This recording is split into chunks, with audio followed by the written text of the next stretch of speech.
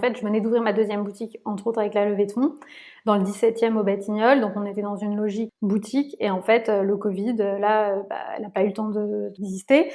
Et donc, là, on s'arrête et on se dit, il faut qu'on soit beaucoup plus présent en ligne. Donc, tout évolue assez vite. On avait quand même les bases d'un Shopify et qu'il fallait donc mettre en place vraiment les shootings photos qui vont avec, les fiches produits qui vont avec, beaucoup plus désirables et beaucoup plus faciles à acheter en ligne.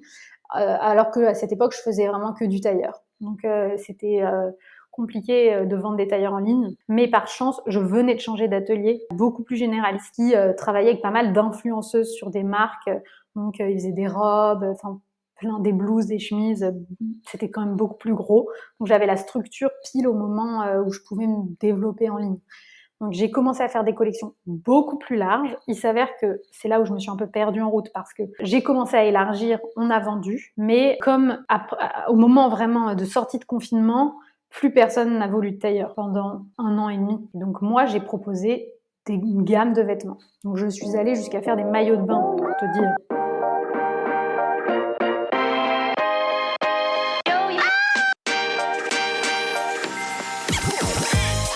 Bonjour et bienvenue parmi les Digital Doers, le podcast qui donne la parole aux décideurs de l'écosystème marketing, digital, innovation et expérience client. Depuis 2020, avec mon partenaire, l'événement One-to-One Expérience Client qui se tient en octobre à Biarritz, nous tâchons de vous faire partager les visions et les retours d'expérience des leaders de notre secteur. Aujourd'hui, j'ai le plaisir d'être avec Sonia Mamin, directrice de l'événement. Alors bonjour Sonia, peux-tu nous présenter le One-to-One en quelques mots? Bonjour Cyril. Le One-to-One Expérience Client rassemble en fait la communauté des C-Level pendant 3 jours et à huis clos, à Biarritz en l'occurrence. C'est le rendez-vous des marques qui crée de la valeur avec le digital, le content et la data. Le concept, il est assez simple. C'est des rendez-vous d'affaires que l'on organise entre les prestataires de solutions et les C-Level, accompagnés en plus de ça de moments de networking.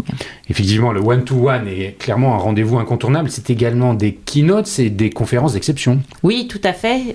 Nous avons un contenu de grande qualité avec des speakers triés sur le volet pour aborder tous les sujets d'actualité et partager les retours d'expérience des uns et des autres. Merci Sonia pour cette rapide présentation et pour en savoir plus, comment doit-on faire? Le meilleur moyen, c'est vous rendez sur le site internet du One-to-One Biarritz ou vous nous suivez sur notre page LinkedIn. Merci Sonia, à très bientôt à Biarritz et en audio, toujours sans coupure.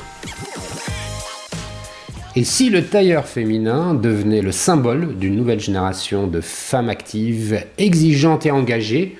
Mon invité du jour a relevé ce défi avec élégance et détermination. Aujourd'hui, je reçois Zoé Leboucher, fondatrice d'Admise Paris, une marque de prêt-à-porter qui réinvente le vestiaire professionnel féminin. Créée en 2014, Admise s'adresse à toutes celles qui veulent s'habiller avec style, sans renoncer au confort ni à leurs valeurs. Tailleur aux coupes affûtées, matière upcyclée, issue de grandes maisons, fabrication européenne en série limitée.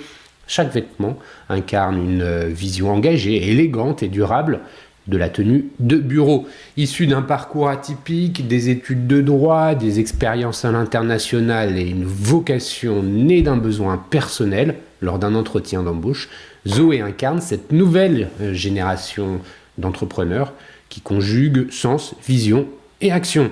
Installée aujourd'hui à Lyon, à quelques semaines du terme de sa grossesse, elle ne pouvait se déplacer jusqu'à Paris pour enregistrer notre échange, mais elle a tenu à être là, à distance, pour partager avec nous l'aventure d'Admise, ses convictions et son regard sur le marché.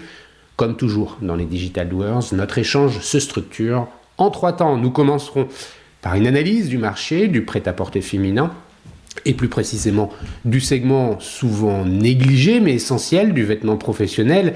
Ici, la notion de professionnel se conjugue bien sûr avec tailleur et talon.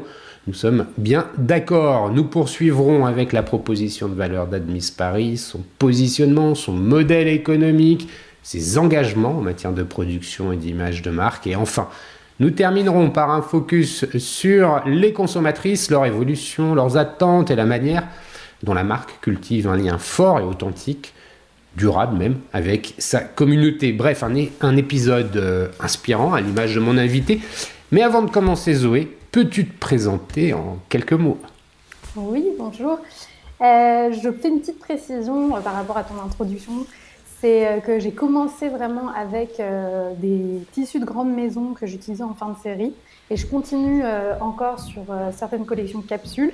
Mais aujourd'hui, comme la marque a grandi et qu'il y a des tailleurs qui sont nos essentiels, donc vraiment qui sont continués toute l'année, j'ai évidemment des tissus aussi continués. Donc, petite précision pour être vraiment exact sur le produit.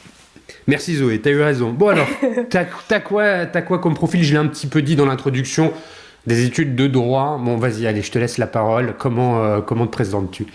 Oui, alors moi je suis donc parisienne à la base, donc je suis née dans le 14e arrondissement de Paris et j'ai fait toute ma scolarité à Paris. Et après le bac, petite précision, j'ai 2 parents avocats, mais ça joue quand même dans le choix de mes études.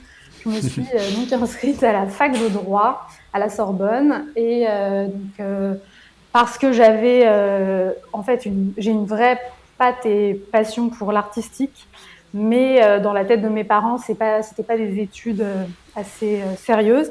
Donc je me suis naturellement orientée vers des études de droit.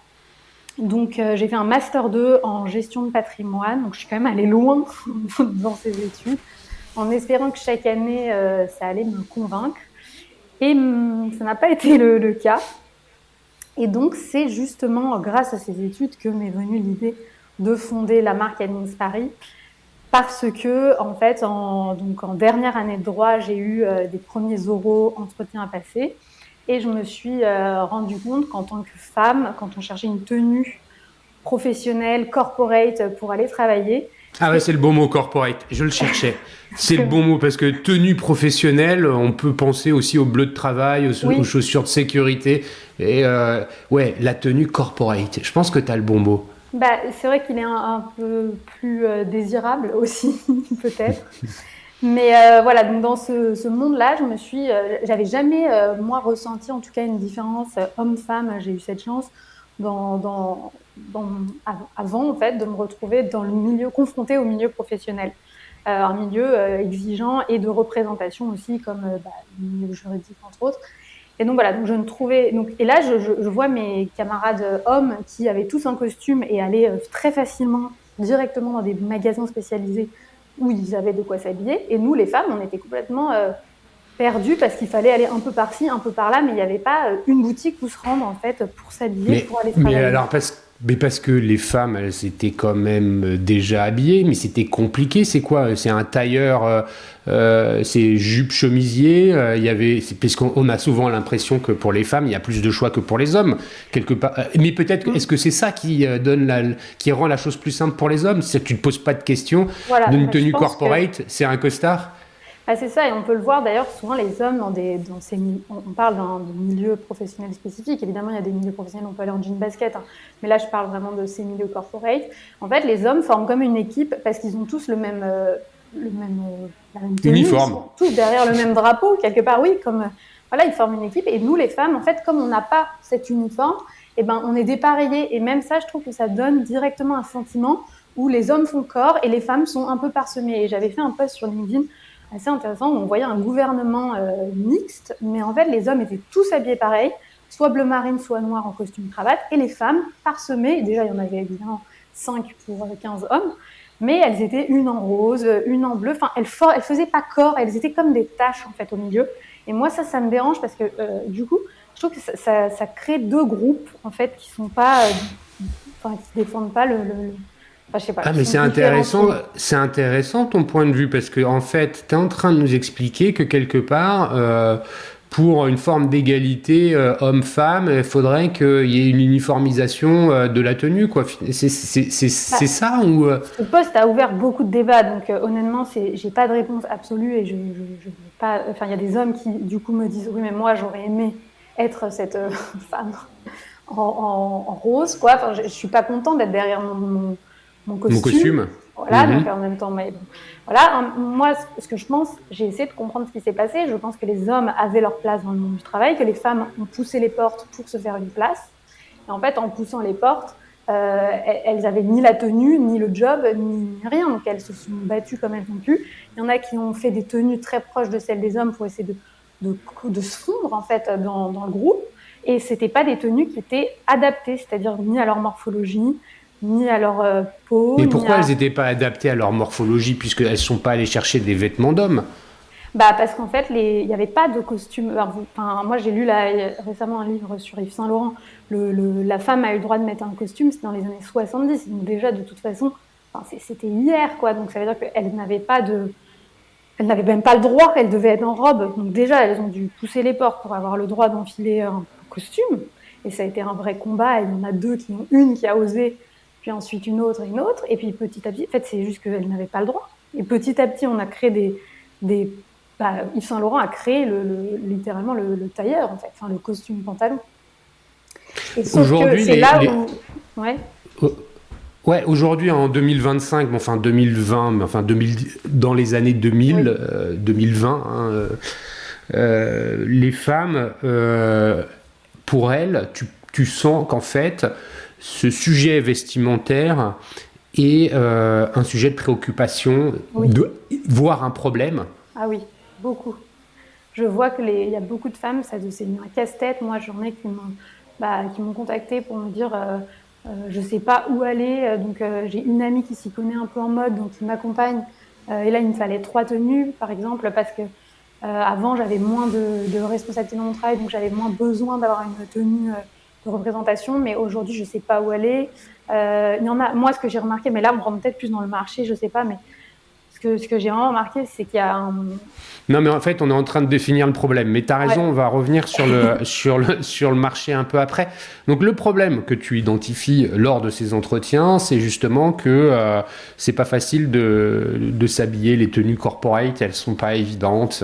Et tu viens de le décrire assez justement. Tu as fait un Master 2 en gestion de patrimoine. Tu as dû travailler en banque, arriver en banque. Ouais. Là, du coup, Comment Ouais. Ouais, bah là, tu as eu le déclic, en fait, tu as compris le truc. Ouais. Mais comment, en fait, tu bascules? Parce que tu as une sensibilité artistique et passer du droit, la gestion de patrimoine à la création de vêtements, tu conviendras que c'est pas forcément évident. Et j'adore ces tranches de vie où tout bascule. Comment on fait pour basculer là? Non, mais alors, donc, ça, c'est ma partie pour faire plaisir à mes parents. Mais à côté, il faut savoir que mon grand-père était tailleur à Paris, ainsi que mon arrière-grand-père. Mon arrière-grand-père, lui, il était vraiment sur le sur-mesure à l'époque. Voilà. Mais mon grand-père avait un atelier à Paris de confection, en fait. Donc, quand j'étais jeune, quand il venait me chercher à l'école et qu'on ne rentrait pas tout de suite à la maison, j'attendais. En fait, il avait une boutique et derrière, il y avait l'atelier avec les machines, les tissus, les patronages. Et donc, moi, en fait, j'attendais derrière et je m'amusais à dessiner avec des craies, des craies en cire qui sont faites pour tracer sur les tissus. Moi, je dessinais derrière. Enfin, voilà. Donc, en fait, j'ai été éduquée dans un vrai savoir-faire et un vrai goût des beaux tissus, des belles matières, des belles coupes. Et mon grand-père était très exigeant. Et quand on était un peu plus grande, il avait pris sa retraite. Donc, il a pris sa retraite, j'avais 9 ans. Donc, ça reste enfant. Sauf que quand on était ado, nous, c'était la grande mode des sacs Vanessa Bruno. Je pense que tu connais ce cabas à paillettes. Et avec Bien mon sûr. grand-père, on allait au marché Saint-Pierre acheter des tissus, des rouleaux de sequins et on reproduisait, on faisait notre petite contrefaçon locale. Non, mais on reproduisait en fait les cabas ensemble et il avait une exigence, les coutures, c'était bien droit, quoi. Et en fait, tout ça, je pense que ça a été, c'est inné, enfin, je sais pas si inné est le mot, mais en tout cas, c'est hérité Ouais, c'est ça, tu as profondément. hérité. Ouais, mais tu dois forcément avoir une sensibilité à la chose. T'es à l'aise avec le design. Et le dessin, tu dois savoir Oui. dessiner. Oui, C'est ton grand-père qui te l'a appris un peu ou non, mon grand-père était vraiment sur le modèle. Lui, il était en modélisme, coupe, couture. Donc voilà, cette partie d'après le dessin. Après un dessin, justement, il disait qu'il avait pas du tout cette fibre stylistique. Moi, depuis toujours, j'ai été passionnée. Alors ma mère avait cette passion aussi pour la mode. Donc par exemple, nous, quand il y avait le JT, j'ai l'impression d'être une vieille, mais un peu. Mais quand au JT, il y avait à la fin 1 minute de défilé haute couture. Je sais pas si tu vois cette période. Maintenant, on a tout sur Internet, mais voilà. Et tout le monde devait se taire. C'était la minute vraiment importante du moment, quoi. Donc j'ai grandi aussi avec des magazines de mode partout. Enfin, voilà, c'était cette sensibilité. Ah oui, tu avais un environnement inspirant quand même. Exactement. Et ma mère est très artiste aussi. Elle a fait toutes sortes de peintures. Moi, enfant, j'ai fait beaucoup de poterie. Et en fait, à l'adolescence, j'étais au Carrousel du Louvre, donc, qui sont des cours de dessin à Paris. Et là, j'ai appris à dessiner aussi. Donc voilà, moi, je faisais des silhouettes de mode à 8 ans. Enfin, voilà, c'était une passion, quoi.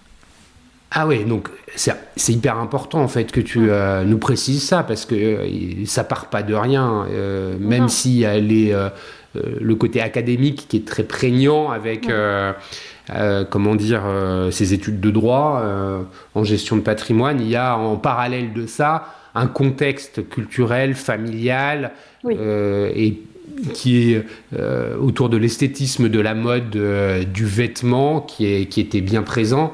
Et puis, probablement, ce don que tu dois avoir pour dessiner.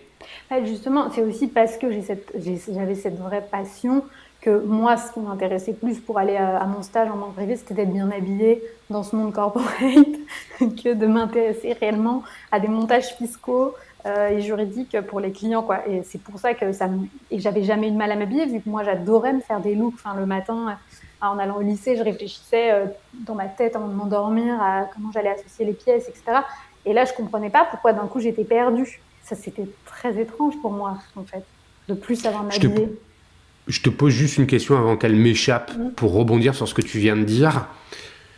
Les femmes, en t'entendant parler tout à l'heure, tu disais oui, par rapport aux hommes, il y a le groupe homme, le groupe femme, et le groupe femme est hétérogène avec des tenues différentes entre les femmes. Est-ce que les femmes aussi, elles cherchent pas à s'habiller par rapport aux autres femmes, plus que les hommes en fait? Alors moi, je me suis demandé si elles ne cherchaient pas, en tout cas, comme elles avaient du mal à trouver leur place dans ce monde où il y a 80% d'hommes, c'était pas plutôt pour se différencier, pour exister. En fait, moi, je me demandais si c'était pas plutôt ça, cette manière de mettre de la couleur. Et les femmes entre elles, elles regardent beaucoup les tenues des autres femmes. Oui, les femmes entre elles. Alors ça, c'est vraiment... Et c'est marrant que tu me parles de ça parce que j'ai passé le week-end avec ma mère et je me disais que heureusement, les générations avaient évolué parce que je pense qu'on a mis beaucoup les femmes en concurrence à leur époque, de nos grands-mères, nos mères, etc.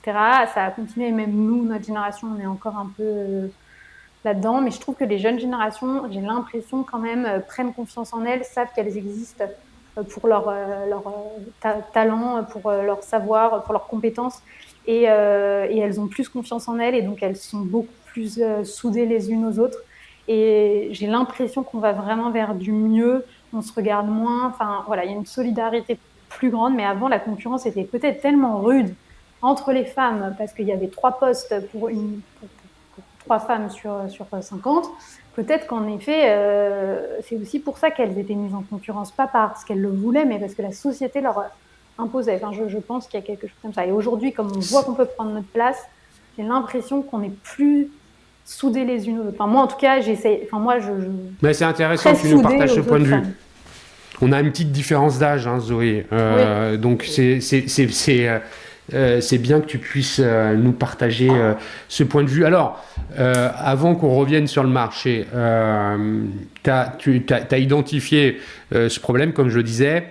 Comment tu passes de j'arrête ma carrière en banque ou en gestion de patrimoine et puis je me lance je lance ma boîte en fait dans la confection. Ouais. Donc ce qui se passe, c'est que je fais ce stage qui ne m'épanouit pas du tout. Et là, donc on est en quelle année? Pardon, là, je te coupe. Ouais, 2013, je pense. 2012 peut-être. Là, je prends conscience donc de ce problème vraiment de tenue. J'avais déjà pris conscience dans les entretiens, etc. Mais là, ça devient quotidien. C'est plus juste pour un entretien, bon, il faut un tailleur et puis on le remet plus jamais. C'est tous les jours, je vais au boulot, je veux rentrer chez moi. C'était à Opéra en plus, donc c'était pas non plus en fond. Voilà, c'était tout central. Je rentre chez moi, je change ma tenue. Ça m'amuse, je fais une coupe. Je peux pas m'empêcher de faire la coupure. Je vais te dire pourquoi. En banque privée à l'Opéra, moi j'y ai passé 10 ans en banque privée à l'Opéra, chez BNP Paribas. Voilà, je crois que C'était à la Société Générale, moi. C'était à la Société Générale, dans l'agence qui est derrière l'Opéra, c'est ça, la grosse agence, voilà. Avec des... je crois. Ok, voilà, parenthèse fermée. C'est un point qui nous rapproche. Vas-y. Et en fait, je voulais rentrer chez moi et me changer pour retrouver les copains qui avaient tous des stages un peu partout, justement dans la même zone. Et là, je me suis dit vraiment, il y a un problème. Et donc, j'ai dit, il faut créer une marque de tailleur pour femmes. C'est pas normal que les hommes aient leur boutique et pas nous. Et donc, j'ai cherché pour une autre formation parce que le droit, c'est assez fermé comme milieu. Et je ne me voyais pas monter une entreprise avec juste des bases de droit. Et donc, par hasard, il s'avère qu'à l'ESCP, qui est une école de commerce, donc, le programme Grande École ouvrait la chaire entrepreneuriat, donc le master 2 d'entrepreneuriat à des profils extérieurs, parce qu'ils considéraient qu'on ne pouvait pas que être un profil prépa master en entrepreneuriat. Il fallait ouvrir les esprits. Et donc, j'ai postulé avec mon idée d'admise à ce programme et j'ai été admise. Et donc, voilà, j'ai fait cette formation. Et là, ça m'a ouvert le champ des possibles. Enfin, en fait, déjà, je me suis dit, on peut s'amuser pendant ses études, c'est incroyable. J'ai passé à côté de ça pendant 5 ans, où on est tout seul sur ces bancs, dans des facs énormes et tout. Là, il y avait une classe, des ordis dans toutes les salles. Enfin, c'était incroyable. Et donc là, on a appris plein de choses. Ça m'a vraiment ouvert l'esprit sur l'entrepreneuriat. J'ai terminé cette formation avec toujours mon envie de monter admise, mais toujours un peu la peur de me lancer. Et j'ai eu l'opportunité de partir faire un stage à New York chez Cartier. Donc là, je me suis dit, attends, tente encore autre chose que du droit dans la partie commerciale. Donc j'étais en wholesale. Donc voilà, très, très différent. New York, je me suis dit, voilà, peut-être que c'est le droit qui te plaisait pas, mais t'es pas non plus prête à monter une entreprise. J'ai adoré New York, ça m'a, pareil, New York, c'est une ville qui te donne l'impression que tout est possible, donc forcément, j'ai rêvé là-bas. C'était un booster, booster. Et par contre, Cartier, l'entreprise comme ça n'était toujours pas faite pour moi, manque de créativité en fait. Je trouvais que tout était gravé dans le marbre, quoi. La boîte était rouge, c'était une panthère et c'était ça et puis rien d'autre, quoi. Pour moi, ça manquait de créativité. Donc en rentrant en France, là, je me suis dit, bon, t'as un bon CV, il y a un moment, essaye et puis au pire, tu trouveras. Parce que j'avais passé quelques entretiens, j'ai été reçue à tous les entretiens. J'allais aux entretiens en faisant la gueule. À un moment, je me suis dit, bon, essaye. Et puis, t'es jeune, au pire, dans 2 ans, tu trouveras un boulot. Et donc, c'est là où tu vas monter admise dès le départ. Et on va y revenir tout à l'heure sur la proposition de valeur. Oui. On repartira de la création de la boîte. Merci pour cette présentation. Je pense que tu as réussi à vachement bien te présenter qui tu es, ta personnalité. Ça éclaire vachement bien, ça va très bien éclairer la suite de notre conversation. Merci Zoé pour ça. Et pareil pour le marché, tu as commencé à l'évoquer un peu. Est-ce que tu peux prendre un peu de hauteur, nous recontextualiser un peu ce marché, comme l'offre, la demande, on l'a un peu senti au travers de tes propos, et l'évolution à la fois de l'offre et de la demande, et dans la demande des consommatrices, et puis il y a aussi des éléments de concurrence. C'est un marché, la mode, qui est sous tension, parce que entre les sujets de prix, les consommateurs arbitrent, et ils arbitrent soit en ne dépensant pas, soit en dépensant d'occasion, soit en dépensant en ultra fast fashion ou fast fashion. Bref, je crois qu'on est tous d'accord pour dire que ce marché est singulièrement en tension, avec des changements. Il y a de la régulation aussi qui arrive, avec les lois anti-fast fashion qui sont passées, la première qui est passée à l'Assemblée, qui est au Sénat, avec des amendements, les corporations qui essayent de lutter. Bref, c'est un marché qui est complexe, donc je suis curieux de t'entendre parler de tout ça. Moi, donc, au démarrage, il faut savoir que mon constat, c'est qu'il n'y a pas de marque spécialisée dans les tailleurs en France. Il n'y en a pas. Ça n'existe pas. Donc, qu'est-ce qui existe? C'est 2 typologies de marques. Ça va être la haute couture, du Yves Saint Laurent dont on parlait, du Dior. Je mets c'est pas de la haute couture, mais dans du vraiment luxe, la lisière du luxe. Je vais y mettre Max Mara, où le tailleur est à 1 000 €. Je considère qu'on est quand même pas loin du luxe. Voilà, on a ces marques-là qui sont très bien coupées. Donc évidemment, un tailleur Dior, on enfile le pantalon, on se sent belle. Et à côté, on a d'autres, mais qui sont généralistes malgré tout, hein, les marques dont je parle. Je ne suis pas spécialiste en tailleur, mais il y a une belle offre de tailleurs bien coupés. Et à côté, on a, pour moi, du marque tout, enfin généraliste aussi, avec un tailleur ou 2 perdus au milieu. Et le souci que moi j'ai vraiment rencontré, c'est que ces marques-là, leur seul tailleur était extrêmement mal coupé, mais vraiment pas du tout, ne mettait pas en valeur le corps des femmes. Comme je te disais, moi j'avais jamais eu de difficulté faisant un 36 en plus, enfin, j'avais pas de difficulté à m'habiller. Là d'un coup j'enfilais un pantalon tailleur dans une marque, moi je cite des marques comme même Sine Qua Non à l'époque, ou du Zara, enfin voilà, où le truc était, je ne sais pas en fait pourquoi, mais très très mal coupé dans des matières très désagréables. Ça grossissait, enfin c'était pas flatteur pour le corps des femmes. Et donc pour moi, le souci du marché, c'était celui-là. C'était vraiment, soit on ne pouvait pas l'atteindre, c'était beaucoup trop cher, soit c'était extrêmement mal coupé. Et moi, ce que je me disais, donc fort aussi de tout ce qu'on s'est dit sur mon grand-père, etc., moi, la coupe, en fait, j'ai un œil, je le vois, le truc qui tombe mal, qui grossit, qui flatte pas, et ça déprime en plus, surtout quand on faut aller travailler. Donc voilà, donc pour moi, le marché, il était vraiment fait comme ça, et donc il y avait une place pour un tailleur. Moi, ce que j'ai essayé de reproduire, c'est d'offrir mon œil. On va y revenir sur ce que tu offres, mais avant ça, donc je comprends que le marché, il est en fait, ce segment-là, il est pas pris, ou il est pris par les grandes maisons de couture, et puis dans le premium, où le facilement accessible comme Zara, il y a un minimum, ça fait partie de quelque chose qu'il faut avoir, mais c'est pas forcément bien taillé.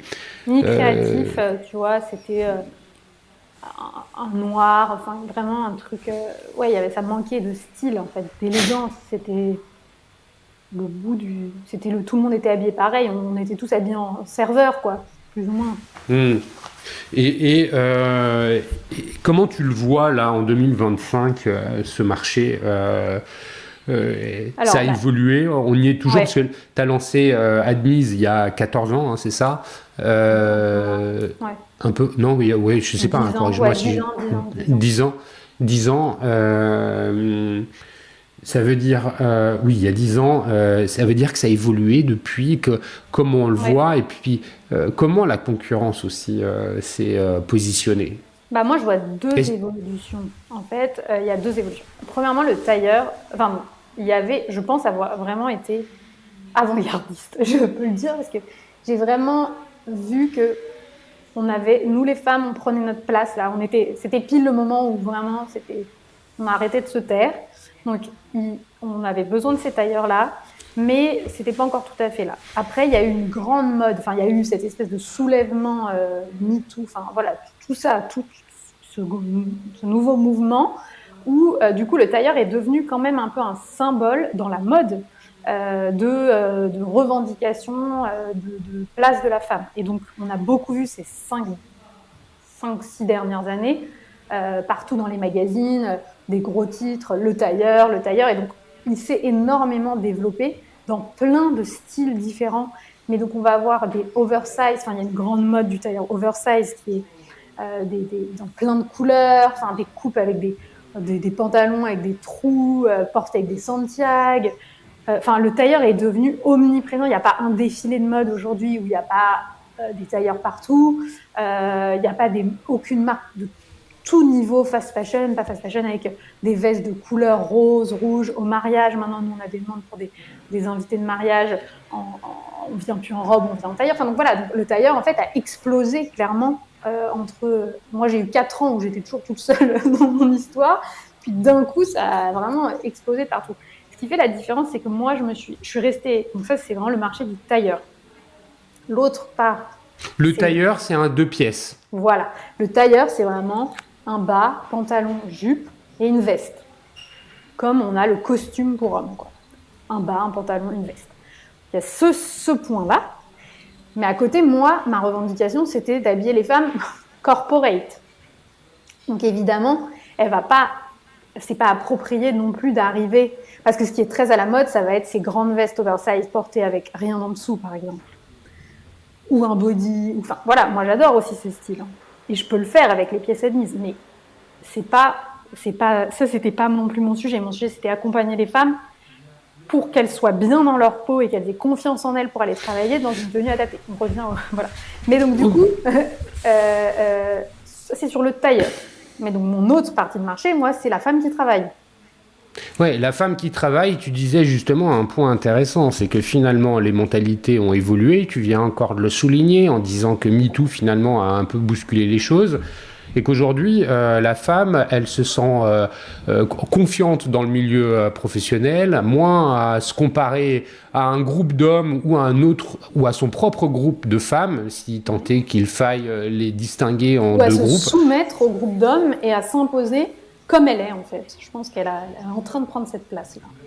Et les femmes entre elles sont plus dans une compétition ou moins dans une compétition, et finalement la tenue vestimentaire n'est plus une façon de revendiquer une ambition, mais plutôt une personnalité. Est-ce que c'est juste de présenter les choses comme ça ou je me trompe ? Non, je pense juste que... je pense que le tailleur leur a pris cette place, un peu comme, sans le vouloir, Clara Luciani a sorti La Grenade et c'est devenu une chanson hymne vraiment pour toute une génération de femmes de laisse-moi être qui je veux et prendre ma place. Là, je pense que le tailleur, je sais pas si c'était une volonté, c'est juste que c'est une tenue en tout cas, ouais, qui est très puissante dans l'idée de prendre sa place. Après, je sais pas si... moi, c'est comme ça que je le vois. Donc les femmes aujourd'hui, qui sont par le milieu professionnel dans lequel elles se trouvent, obligées de porter des tenues corporate, pour reprendre ton mot, elles sont aujourd'hui hyper à l'aise avec l'offre sur le marché. Non, mais c'est là où justement c'est plus complexe. C'est parce que là, on a parlé du tailleur, donc il y a vraiment ce vêtement-là, le tailleur. Mais en fait, le corporate, donc tous les tailleurs dont je te parle sur les défilés, etc., ne sont même pas forcément adaptés à ce monde corporate. Donc c'est là où moi je suis sur le marché, il est double, on va dire, c'est que j'ai ce tailleur vraiment à l'origine d'admise. Alors là, pour moi, c'est un autre moment clé qui joue, ça va être le Covid. Parce que ce qui s'est passé, on va y arriver. Je reste sur le marché. Oui. Maintenant, c'est dans le marché. Je pense qu'il a fait évoluer le marché, en fait. Pourquoi ? Parce que ce qui s'est passé, c'est que les gens n'allant plus travailler pendant 2 mois et après, tout le monde s'est mis beaucoup au télétravail. Il y a eu un espèce de sentiment où, tiens, mais en fait, le travail, pourquoi c'est si sérieux ? Pourquoi on se met autant la pression ? Et un peu une volonté de détendre un peu, même le bien-être au travail qui est très, très dans les... Enfin, voilà, qui sort de plus en plus, etc. Et je pense que les tenues corporate, même dans ces milieux-là, vont à se détendre un petit peu. Donc, c'est intéressant. Même les avocats... dire que, ils se disent, c'est bon, pendant 2 mois et demi, j'étais en jean, t-shirt. Stop. En fait. Stop, quoi. En fait, j'étais confortable dans mes vêtements. J'ai pas envie de pour les hommes, me resserrer le cou autour avec une cravate et les femmes être... je sais pas... les femmes, du coup... Donc, je pense que le tailleur corporate et pas le tailleur mode, on va dire, je sais pas trop comment les définir, mais peut reculer un peu à une époque où les hommes allaient toujours en costume cravate. Il y a plein d'avocats, de juristes, etc., qui vont avoir la même tenue que toi, là, un pull avec une chemise, pourquoi pas, je vois pas ton pantalon, mais un chino ou un pantalon. Ouais, c'est exactement ça. Ouais. Voilà, et tu peux aller travailler comme ça. Et donc, je pense que les femmes aussi ont dit un peu stop. Donc, il y a le tailleur, parce que, pour toutes les autres raisons dont on a parlé, aussi parce que c'est magnifique et qu'il y a plein d'autres raisons. Mais moi, j'ai voulu, donc, en tout cas, adresser ce marché qui est une collection pensée avec, on parlera des produits, mais en tout cas une collection pensée pour la femme qui travaille. Donc, je pense pas de transparence, pas de trop court, enfin pas de choses qui te mettent en porte-à-faux où tu passes une journée désagréable, mais où tout est pensé pour aller travailler, mais pas que le tailleur. Et je suis persuadée que c'est vers ça que va l'habit en fait de professionnel dont on parlait. Et alors là-dedans, la concurrence, tu me disais, il y a 10 ans, finalement, les Zara Co avaient quelques modèles mal taillés dans des matières inconfortables. Aujourd'hui, c'est toujours le cas? Alors, intéressant parce que, par exemple, je crois que c'est Mango, si je dis pas de bêtises, qui ont sorti une ligne office wear. De plus en plus, tu vas voir sur les sites Zara, etc. Je ne sais pas, chacun a sa petite appellation, mais en gros, office wear. Donc, la demande, la demande, elle est évidente. Les femmes qui travaillent, c'est 50% de la population. Enfin, j'exagère, mais voilà. Donc oui, les marques se sont adaptées. Et en effet, il y a une concurrence beaucoup plus grande maintenant. Ce qui, je pense, me différencie, c'est la coupe. Parce que malgré tout, tu vas chez Zara, Mango, t'essayes le truc et c'est toujours mal coupé. Et même, je pourrais citer d'autres marques plus premium dans l'esprit des gens où ils n'arrivent pas à sortir un pantalon bien coupé. Et nous, notre force, c'est un pantalon, et j'en ai pas qu'un, justement, plusieurs coupes bien coupées. On va y revenir. Est-ce que la fast fashion, les Chinois, les plateformes chinoises, c'est une forme de concurrence que tu regardes ou finalement c'est pas nécessaire parce que quelle femme contrainte entre guillemets de devoir porter un tailleur dans son monde professionnel va aller acheter une espèce de contrefaçon ou un truc pas cher sur une plateforme chinoise? Non, pas ma cliente qui travaille parce que moi, du coup, mes clientes qui ont besoin de s'habiller comme ça, il faut savoir que y a un salaire qui va quand même avec et elles ne s'habillent pas dans ces marques-là de toute façon, en fait. Donc c'est pas un sujet de préoccupation pour ton marché? Moi, non, et c'est vrai que du coup, c'est pour ça que même si je m'intéresse par contre le respect en fait des gens qui travaillent qui font du produit, parce que j'en viens à mon grand-père, mais parce que pour moi, en fait, c'est juste pas normal de maltraiter c'était son métier, quoi, donc j'ai une empathie, je pense, c'est pas normal.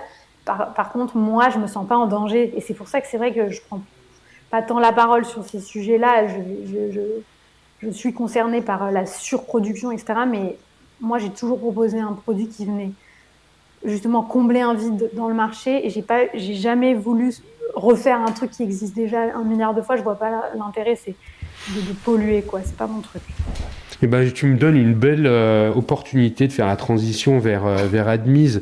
Je sais que tu l'as vu. J'ai fait un épisode sur la mode responsable. Est-ce que finalement aujourd'hui il est possible d'être finalement une marque de mode séduisante, attractive, tout en étant responsable? Alors, oui. Mais encore une fois, je pense que c'est parce que moi, mon produit offre quelque chose qui n'existe pas ailleurs, qui est différent et qui est responsable parce que déjà, dans ma manière de fabriquer, donc il faut savoir qu'au début d'Admise, tout au début, j'ai fait ma première production au Portugal. Ensuite, les ateliers demandaient des quantités à l'époque qui étaient vraiment déraisonnées, donc je pouvais pas le faire parce que depuis le début, par exemple, moi, j'ai toujours voulu produire ce que j'étais capable de vendre. Donc, je suis sur une espèce de politique du zéro stock.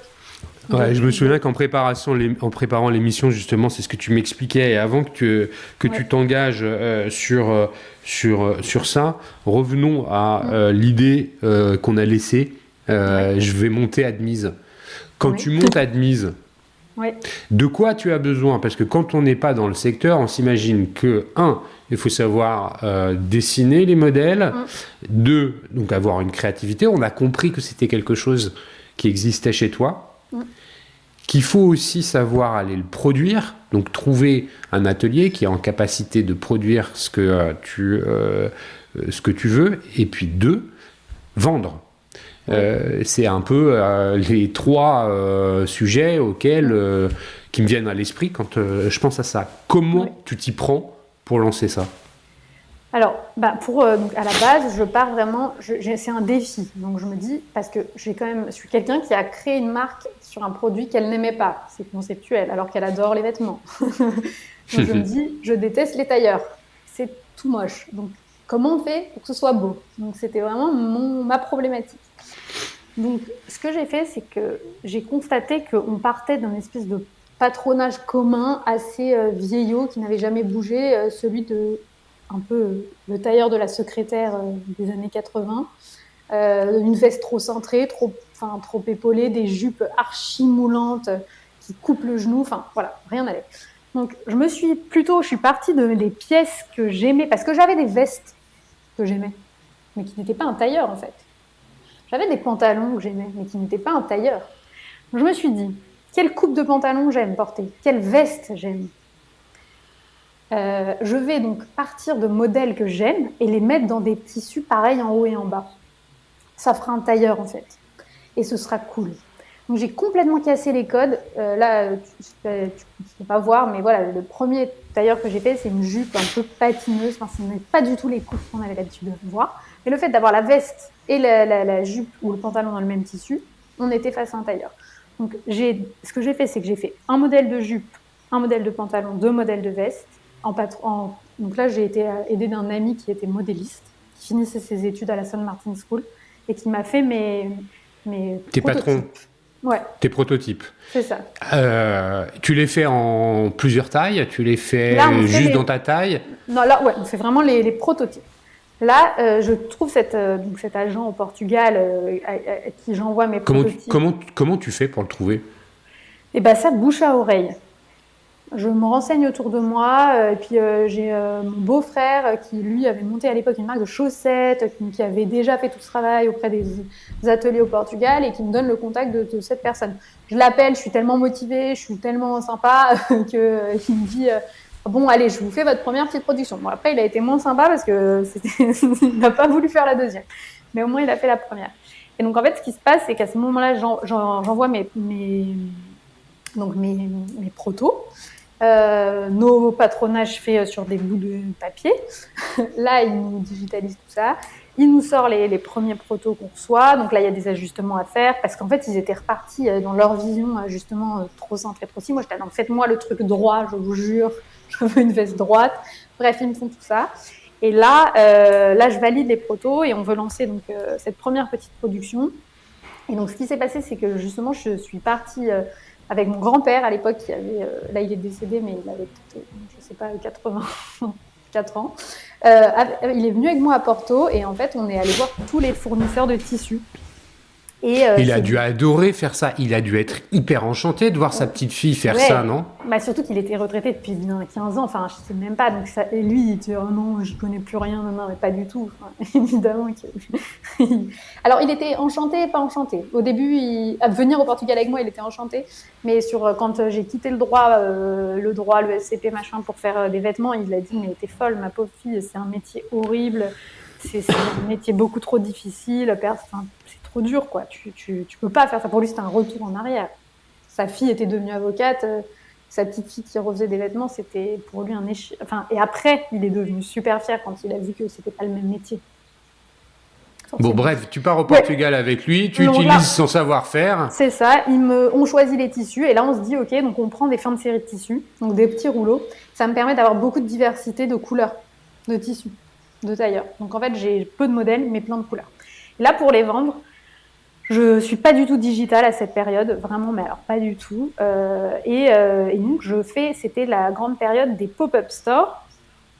Donc là, comment tu décides du nombre que tu fais fabriquer? Alors, j'ai une enveloppe en gros de 10 000 euros et je fais tout faire. Je suis pas sur une stratégie, j'ai pas un BP très, très précis à ce moment-là, clairement. Ok. Tu as 10 000 euros, tu vas les dépenser dans la fabrication. C'est ça. Ces 10 000 euros, c'est quoi? C'est du Friends and Family, c'est ça. Ouais. Et comment tu décides du volume par taille? Alors pareil, Au dos mouillé? parce qu'il y a des règles. Non, mais un peu des règles. En fait, tu fais 34, 36, 38, 40. Alors moi, je m'arrêtais à l'époque au 42. Donc c'est des pourcentages. Tu sais que le cœur, c'est 36, 38, 40. Tu fais un peu moins de 30, 34, 42. Enfin voilà, c'était pas complètement Ok. au doigt mouillé. Mais... Non, mais ça te paraît évident, mais pour moi qui ne suis pas du Ah ouais. secteur, ça me paraît moins évident. D'où ma question. Tu trouves facilement les ratios à peu près, quoi. Donc, tu as cette première production que tu dois vendre, et là, tu pars dans les pop-up stores. Comment tu fais? Ouais. En gros, j'ai, tu vois, 100 tailleurs à vendre, quoi. Ouais. Et ben là, donc je m'inscris dans des. Donc je suis. Alors, non, d'abord, je commence à les vendre. J'ai un ami qui a un appartement à Paris qui me permet de faire un petit showroom. Donc là, je fais venir toujours les premiers gens, bouche à oreille, etc. Donc on fait les premiers essayages. Là, je vois que ça tombe vraiment bien sur plein de femmes différentes de tout âge et tout. Donc je suis contente. Je me dis, ouais, il y a un truc là, c'est cool. Et après, je commence à avoir un peu de presse, des petits articles. Parce que c'est très novateur. Le tailleur, ça intéresse les journalistes à ce moment-là. Parce qu'ils enfin, voilà. Mais ça veut dire que tu fais savoir aux journalistes que tu lances ta marque? Oui, j'ai Instagram. À cette époque, pareil, Instagram, Facebook. Enfin, donc, oui, je commence à communiquer. Ok. Je communique, on en parle. Mais tout homemade, quoi. Là, j'ai des copines qui vont porter les tailleurs, qui elles-mêmes ont Instagram, mais avec un peu plus de followers. Qui sont voilà, en fait je fais jouer le réseau des copines parisiennes qui vont peut-être être actrices ou chanteuses. Enfin, en fait assez vite j'arrive quand même à... Mais comment tu as ce réseau-là?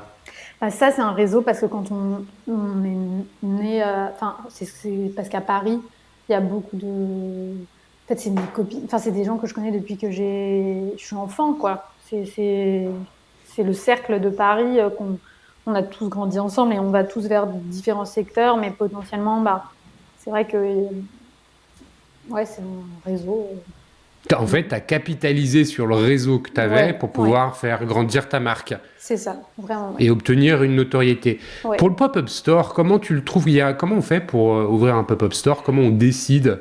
À cette époque, je suis contactée, c'est des pop-up stores multimarques. Donc, c'est pas moi qui ouvre mon pop-up. Je loue rien, on me fait prendre un stand, c'est vraiment les marchés, quoi. Il y a ça s'appelait je crois que c'était la boutique éphémère ou quelque chose comme ça. Elle me contacte parce qu'elle m'a vue dans Insta. Enfin voilà, elle cherche toujours des nouveaux participants. Je dis ok, je négocie à chaque fois mon stand et tout. Donc tu payes, je sais plus, peut-être 300 € ton week-end. Et là, j'installais vraiment mes portants, mes tailleurs, et avec une petite déco. Et j'ai commencé à vendre comme ça. Et c'est vrai que très vite, alors que je vendais un produit cher, parce qu'il faut savoir qu'on est à côté de petites marques de bijoux, de marques de cartes postales, et il y a des bonnets, quoi. Enfin, il y a un peu tout. Et moi, mon tailleur, c'était quand même particulier comme produit, et ça marchait bien. Et au point que mes voisins toujours me disaient, mais Agnès, ça va marcher, c'est sûr. Et vraiment, je me disais, mais ok, peut-être. Enfin, voilà. Et comme ça a marché, je suis devenue un peu obsédée. Donc là, faut que je vende mes tailleurs. Donc je cherchais sur Internet pop-up store, machin, j'en faisais un tous les week-ends, partout en France. J'ai fait Marseille, j'ai fait Roubaix, Lille. Comment tu as... Donc, tu as réussi à écouler cette première centaine de tailleurs. Comment tu as fixé le prix? C'était je m'étais un peu basée sur, pareil, les règles du secteur. Donc, les règles, on disait il faut faire en gros 2,5, 2,5, quoi. J'avais appliqué ça. Ce qui positionne ton produit en fait, dans... c'est quoi la gamme de prix au lancement? J'ai jamais beaucoup bougé mes prix, donc franchement... Donc c'est quoi? Vas-y. C'était à peu près à l'époque... j'ai un peu augmenté, j'aurais aimé... j'aimerais pouvoir être un peu moins cher, mais je peux pas, en fait. Mais c'était à l'époque peut-être 400 € le tailleur. C'était ça. Ok. 150 € le pantalon et 250 € la veste. D'accord. Tu fais cette première production d'une centaine. Bon, et qu'est-ce qui se passe par la suite?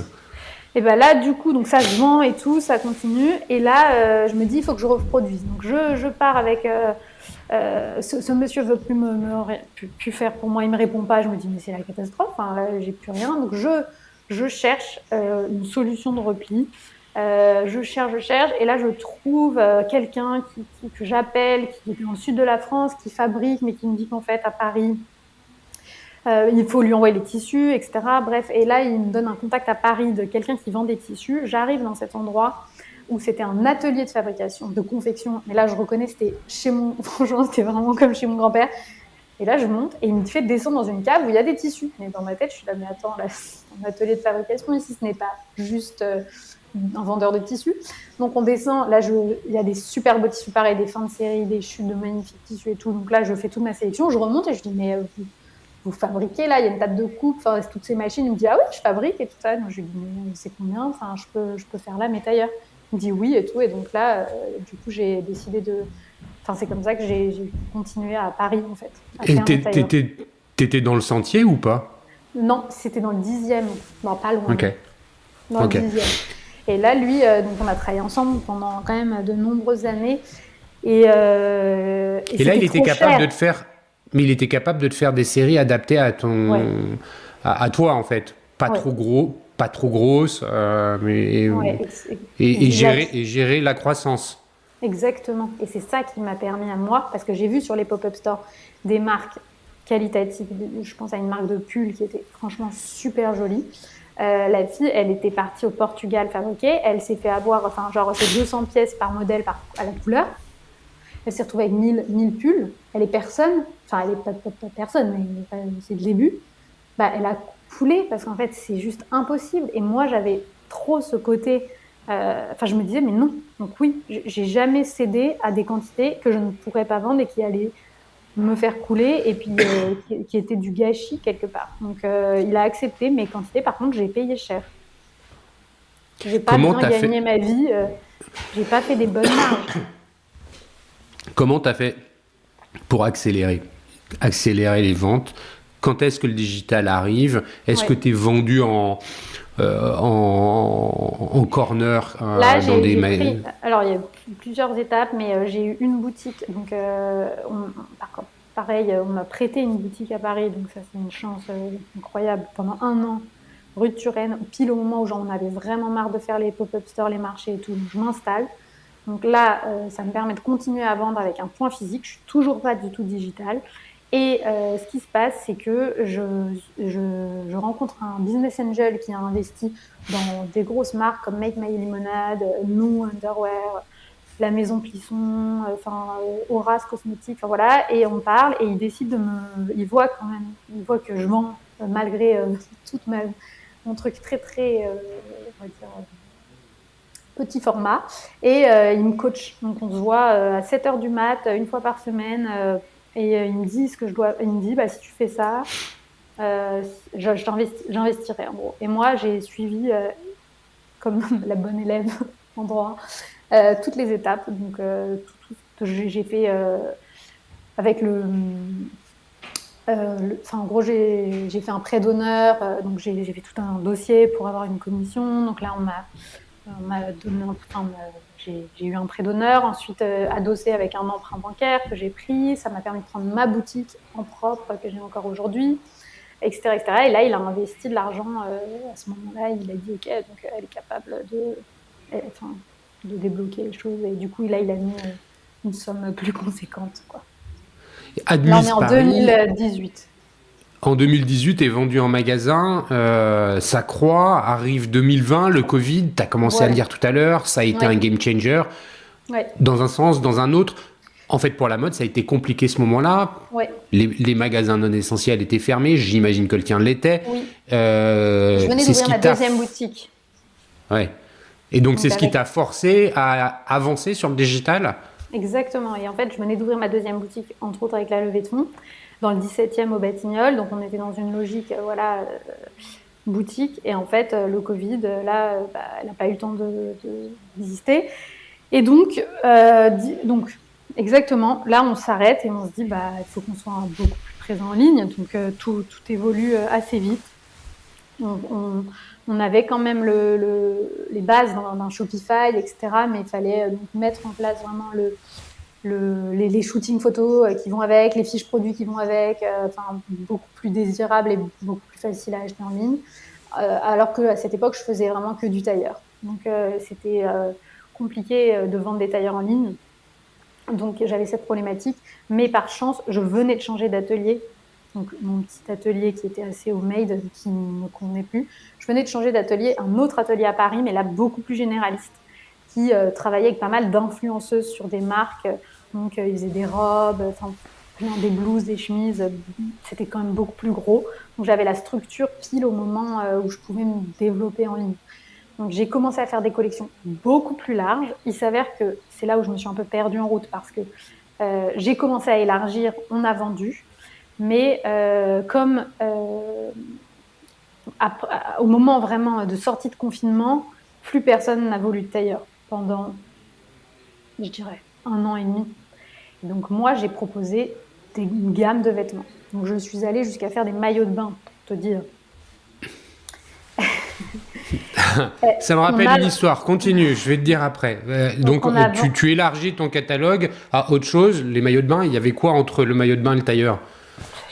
Je sais pas, des combinaisons, des robes. Mais c'était joli parce que j'ai du goût. Enfin, c'est pas... Voilà, c'était joli. Et moi, j'ai une âme et vraiment un goût pour la mode. Donc, mes looks, ils étaient beaux. Ma collection, elle était belle. Et donc, je les ai vendus. C'est ce qui m'a permis de me sauver toute seule avec rien pendant le Covid et de vendre des collections de vêtements. Sauf que je me suis réveillée donc 2 ans après, en 2022. Et là, c'était plus un problème de juste, je suis capable de faire des vêtements. Mais comme je t'ai dit, j'avais un problème de valeur.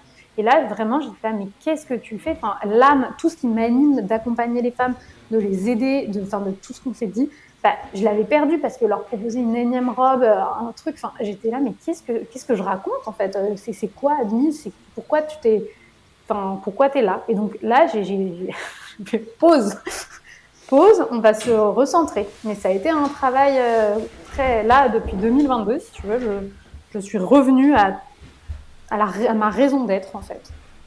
Mais j'ai eu toute cette phase un peu perdue. Et tu sais, je t'invite à écouter l'épisode que j'ai enregistré avec Alexandra Tilgest qui a monté Anja, les maillots de bain Anja. Ouais, très bien, ouais. Elle a raconté exactement la même histoire.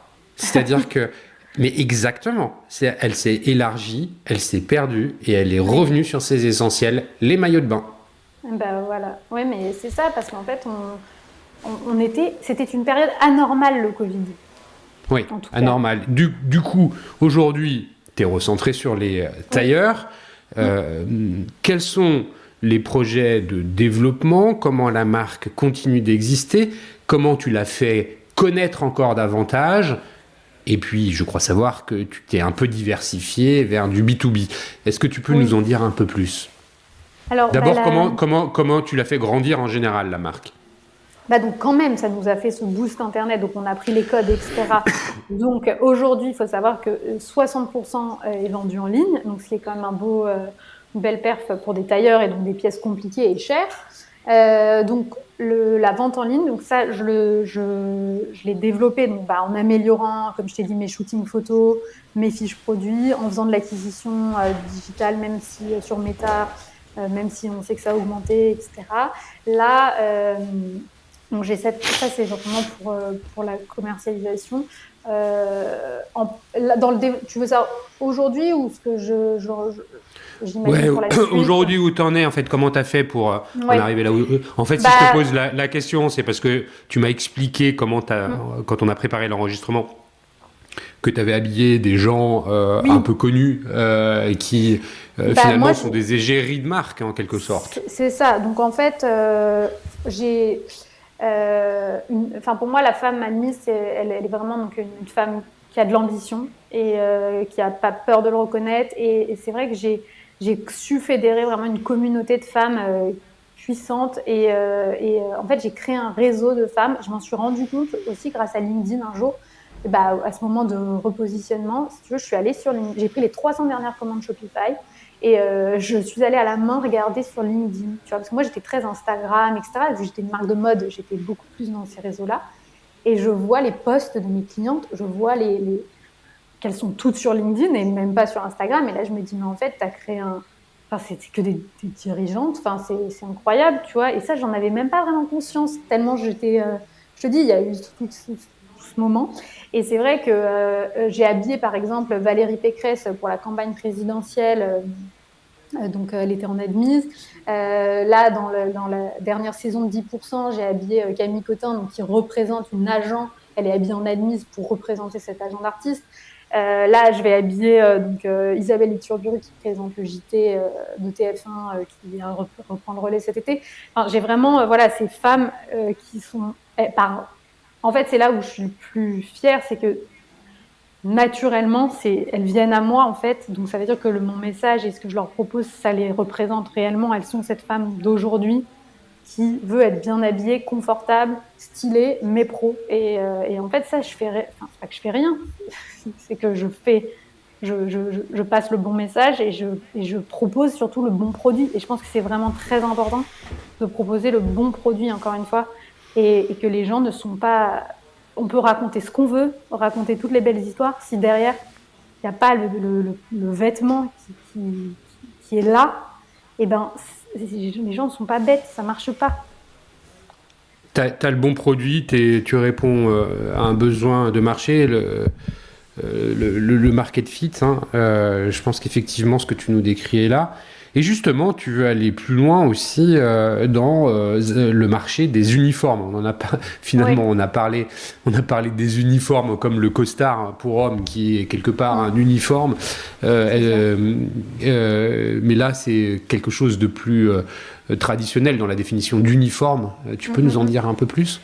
Oui, bah en fait, j'ai été approchée assez tôt, même avant le Covid, par plusieurs demandes de grosses entreprises françaises, parce que en fait, elles étaient face à une problématique qui est que les salariées femmes n'étaient pas satisfaites des tenues qu'on leur imposait pour aller travailler, parce qu'elles étaient elles aussi restées bloquées avec cette fameuse jupe moulante et désagréable. Alors attends, là on est d'accord que quand on parle d'imposer, c'est une chaîne de magasins qui habille ses vendeurs ou ses vendeuses avec des vêtements imposés. C'est ça ? C'est assez large. On va avoir, en effet, ça peut être, mais ça peut être aussi. Moi, j'ai eu un laboratoire d'acide hyaluronique qui avait un salon en Suisse. Et en fait, c'est des commerciales de l'entreprise. Enfin, il y avait aussi bien la directrice marketing que des commerciales sur le salon. Et en fait, elles voulaient créer une identité visuelle autour de leur stand. Et donc, toutes ces femmes devaient être habillées de manière élégante et cohérente. Et cohérente. Et en fait, l'offre uniforme qu'on peut trouver dans des vieilles boutiques d'uniformes, les filles qui ont 30 ans et qui sont au marketing, elles n'ont aucune envie de porter ça, quoi. Donc elles vont chercher ailleurs. Et c'est là où je me suis rendu compte que... Et donc je les ai toutes habillées en grand tailleur, aux couleurs de leur labo. Et ça a créé une cohérence d'équipe. Et elles-mêmes, elles étaient du coup contentes d'être habillées en admise, en fait. Ça leur crée un bien-être au travail plutôt que ce soit une corvée. Et ça existe dans plein de secteurs. Donc là, ça va être des commerciales. J'ai habillé des guides de musées. Ça peut être dans un restaurant. Enfin, c'est dès qu'il y a un groupe qui doit représenter. Et là, pareil, les hommes n'avaient jamais aucun problème parce qu'ils mettaient un costume bleu marine.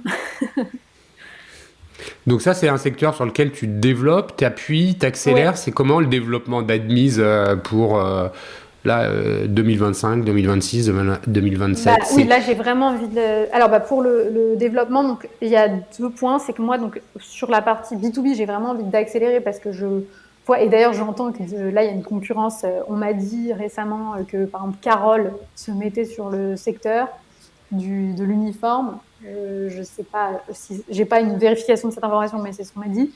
Donc c'est que je suis pas la seule à comprendre qu'il y a un vrai marché. Il y a un marché. Voilà.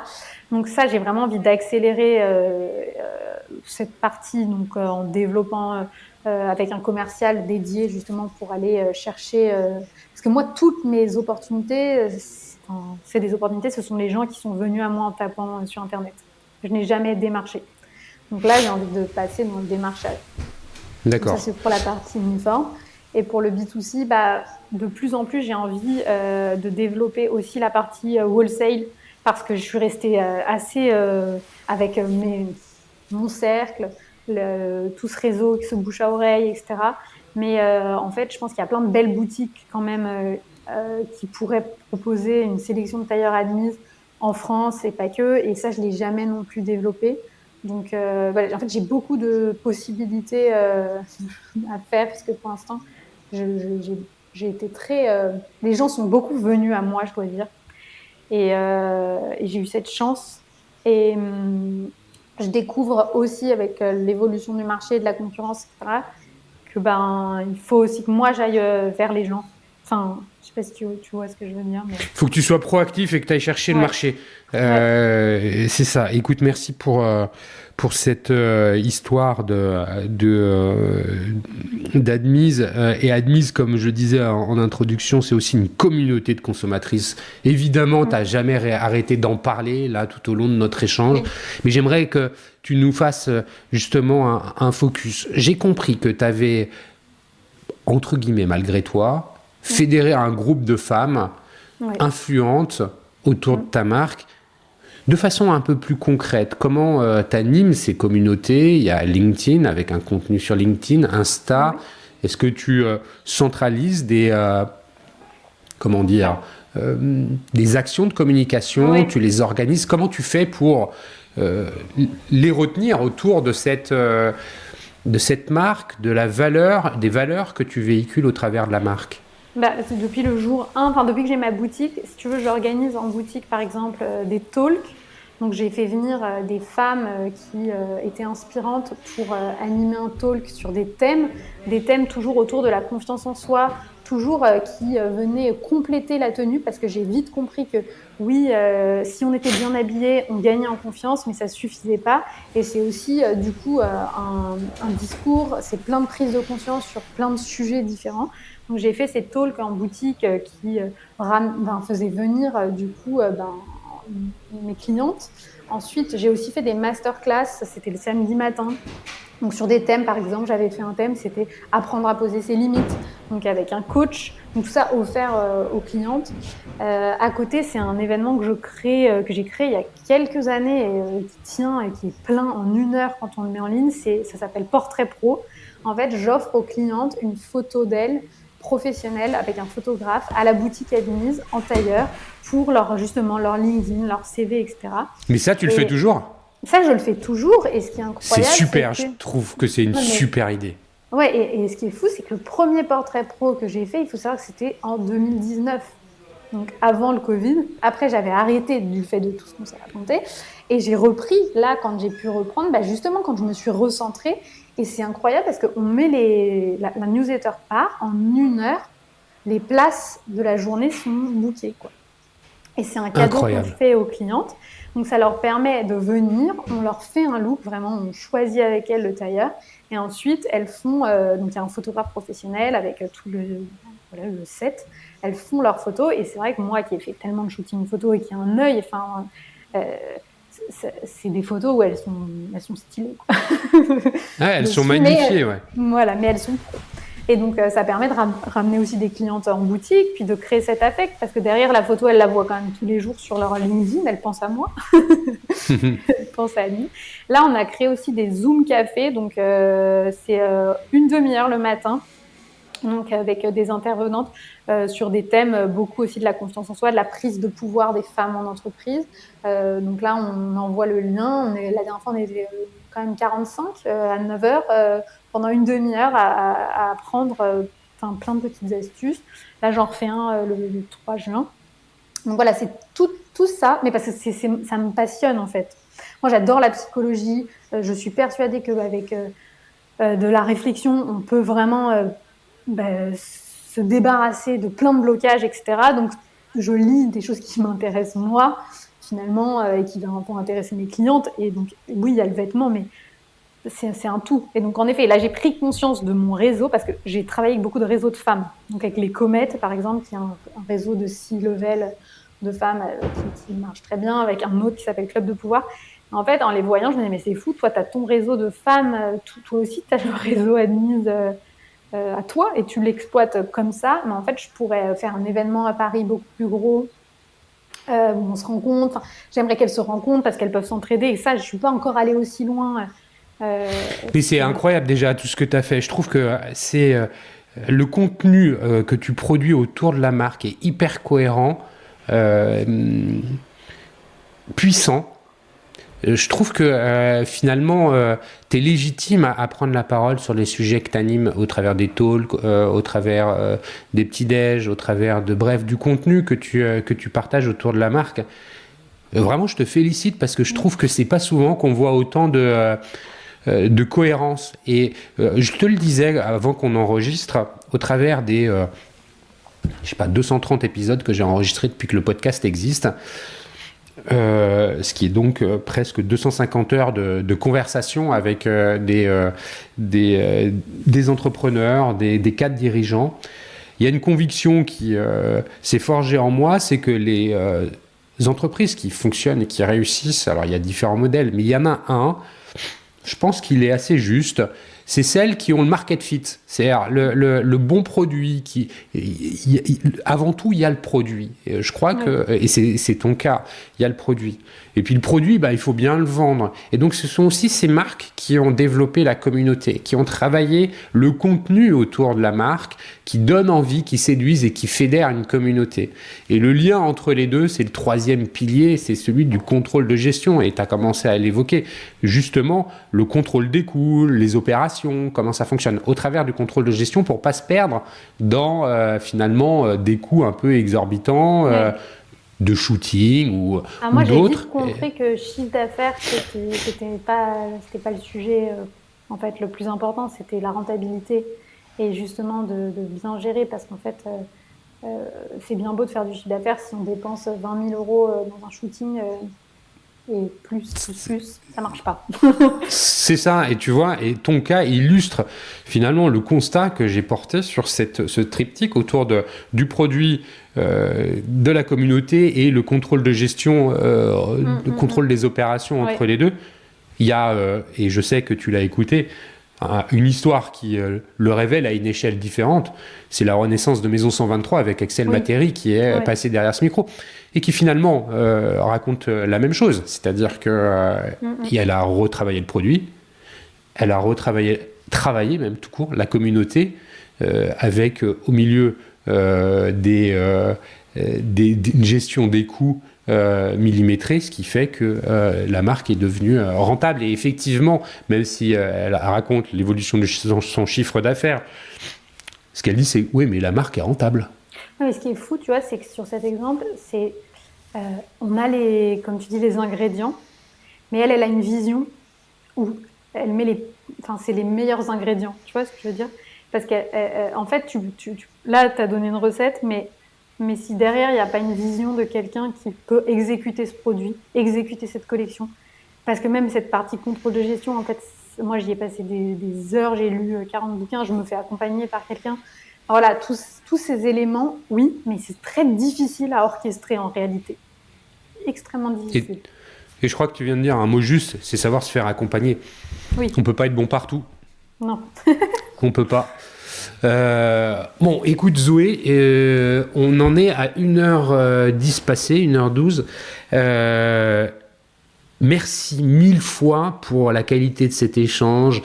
Alors, ça se verra peut-être pour ceux qui verront la chose en vidéo, mais t'as le sourire, t'as le smile.